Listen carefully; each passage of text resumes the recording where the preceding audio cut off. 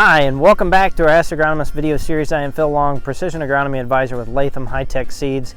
Excited to be out here today. Well, I know it's a drastic change from north to south in terms of Latham Country, with many areas still being under snow and freezing temperatures.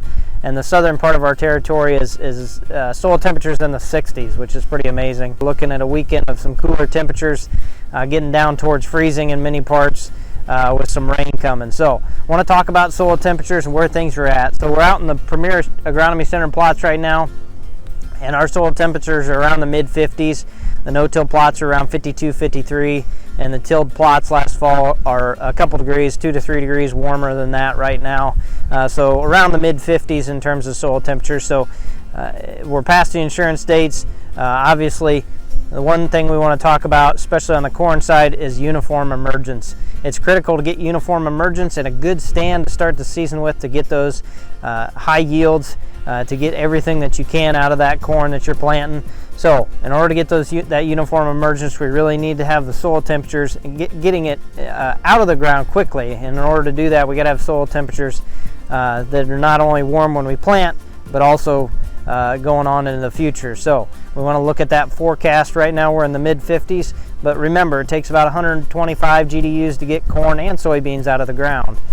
So if we're looking at soil temperatures around 60 degree mark where they're at now, it's still going to take about 20-25 days, depending what things do after this point, to get that corn or soybeans out of the ground. If we were looking at soil temperatures about 70, obviously it cuts that in half. It's going to be more like 10 to 12 days, 10 to 13 days or so to get that corn or soybeans out of the ground. So that makes a huge change in terms of vigor. Getting that plant up and seeing sunlight, getting it out and growing, gives it, re-energizes it once it gets that solar energy. If it stays in the ground for 2 to 3 weeks, it really struggles, and that's when you have challenges with seedling diseases and early season seedling diseases and rots, and we don't want to see that. So just keep that in mind.